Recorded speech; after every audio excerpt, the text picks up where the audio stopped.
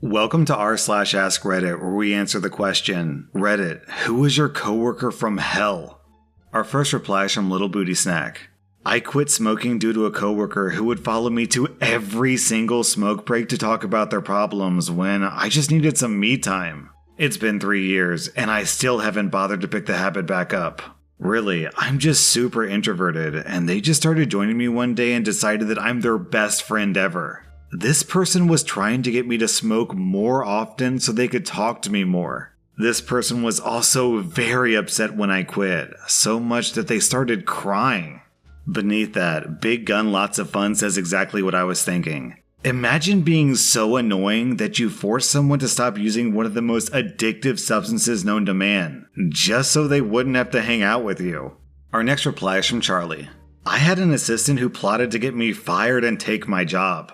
Some of my coworkers let me know because he tried to get them on board with him. Eventually, due to politics, I was demoted, but I was asked to be put on the shift that relieved him. After being relieved by phone a couple of times, which was against the rules, I intentionally came in 4 hours early and he was nowhere on site. He still called me at the time when he should have relieved me as if he was still on site. I let the guards know and they videotaped him and I got him fired. And then, beneath that, we have a similar story from Malin Same. I used to have the easiest gig ever, an on-call janitor on a university campus. You had a few minor duties, but for the most part, you could just sit around shooting the breeze, doing homework, binging Netflix, or whatever. However, you did have to be on site for the entire shift, and you definitely had to be there to lock up. Well, one semester, the weekend shift was comprised of one student and his new wife. Our boss kept getting complaints that these two people weren't around to unlock doors, get toilet paper, etc. They always had some excuse, along with a personal hand-to-God guarantee that they were on campus the entire shift. Everything came crashing down around them when they got into a car accident driving back from Vegas, which was 10 hours away during a shift. They told our boss that because of the accident, they wouldn't be able to make it to their shift the next day. Idiots. Obviously, they were fired. Our next reply is from It's an Eagle, Not a Raven. My coworker from hell was a lady in her 50s. We worked at a doctor's office. Nothing was ever her fault, and she couldn't take even the nicest constructive criticism and constantly complained about everything. One of my nicest coworkers ever was often the recipient of her blame, and because she never took responsibility, it was regularly the same issues that she never learned to correct. They bickered a lot over this. One day, the nice coworker went to her car to grab her anxiety medication, and then the obnoxious coworker went to the office manager and HR saying that she thought the nice coworker was going to her car to get a weapon to hurt her. Like, what? She didn't even own a weapon. And then the nice coworker got fired. I was absolutely shocked. Any lingering respect I had for her was gone. I've had a lot of jobs and met some sucky people, but she was the most stressful nightmare coworker who could boo-hoo her way into getting pity parties on cue. Our next reply is from King of Hanks Hill. My old boss could be really good sometimes, but here are some of the things leading up to her getting fired. She would berate people into buying vitamins from her. She would insist that we all attend her hot yoga class. She would get people to do it by putting them on the clock. She would pinch your arm if she didn't like what you were saying to a customer. I had to share a room with her at a conference. She slept naked. She got so drunk she went to hang out with a random couple in their room and then came back and puked all over our room. She would climb ladders in front of customers while wearing tiny dresses. Beneath that, we have another story from Osito. I worked in a hotel restaurant as a server when I was very young. The kitchen was staffed entirely by guys. The pastry chefs were all female. One of the other servers had been studying to become a chef and went to the kitchen for work experience. She worked in the kitchen with all the guys because that was her passion. After being there for about a week, her forearms were covered in burns. I just thought she was clumsy until I saw the head chef leave a knife on the grill to heat it up and then press the blunt side of the knife to her skin to leave a line of a burn. He then yelled at her for dropping whatever it is she was working on. I tried talking to her about it, but they had convinced her that it was hazing, and that she would never be one of the guys if she didn't go through with it. The guys did get hazed when they started working in the kitchen. They got stuck with awful jobs, they got water thrown over them, pranks, etc., but it was nothing like this. They left her arms a complete mess of small burns and blisters. Eventually, she decided that she wanted to be a pastry chef after all. The head chef was happy and said, "There's no place for tuna in the sausage factory." It wasn't just toxic, it was scarily toxic. Years later, the head chef had the biggest mental breakdown I've ever heard of. He had to be taught how to read and write again afterwards. I couldn't bring myself to feel bad for him. Burning employees with hot knives? This sounds like something you'd hear like a serial killer doing. Our next reply is from Raylo. I used to work part-time at a shipping warehouse, and at one point we ended up hiring a 16-year-old kid. He made a ton of mistakes that we ended up having to fix for him, but I gave him the benefit of the doubt at first just because he was new. But not only did he never learn from his screw-ups, but he was incredibly lazy and lacked any self-awareness. There were instances where he'd be given a task, but then he would just dick around on his phone, hide out in the bathroom for like 45 minutes and hope that we wouldn't notice, or just whine to my supervisor that he didn't want to do whatever he was assigned. Because of that, he would often take half the day to do like 30 minutes of work, and then he would complain that he had too much work piled on top of him. It was ridiculous. He lasted maybe a month before my supervisor let him go. Our next reply is from Ryan Nerd. I once had a coworker who constantly lied. It drove us all crazy. This was around 2002 in an IT department. Here were some of his claims. He was friends with George Lucas. He dated Kirstie Alley. Steven Spielberg was going to produce one of his screenplays, but someone was jealous and claimed that he plagiarized her work, and Spielberg believed him. But she had connections, so he couldn't do anything about it. He had a degree in law, and he was a lawyer before he became a software developer, and he won every case. The dude was maybe like 25 years old at the time, and he sucked as a developer. So I flat out told him once that he should re-enter the legal field, which he somehow took as a compliment. He played golf with Bill Gates on more than one occasion. There's a lot more, but those were the biggest lies. Our next reply is from Candom. I worked shifts. I couldn't go home unless I pass over my reports to the next person face to face. This one particular B-word loves coming in late. Not 5 minutes or 10 minutes late, I'm talking 25 to 30 minutes late. She loves complaining about how everyone is always on her case for coming in late. And she literally lives a 5-minute walk away from work, so no one knows why she's always late. Our next reply is from Cyberhawk. He told the general manager that he might be a bit late for a shift due to a second job. When the GM reluctantly said okay, he apparently took this as thinking that he had free reign to come and go as he pleased. He'd show up anywhere from 7:30 to 8:30 for his 7 o'clock shift. Then, at the end of the shift, he said that he had to head out to have an early start the following morning, leaving everyone else to do the closing work. He also had other issues, like being rude to customers and other employees.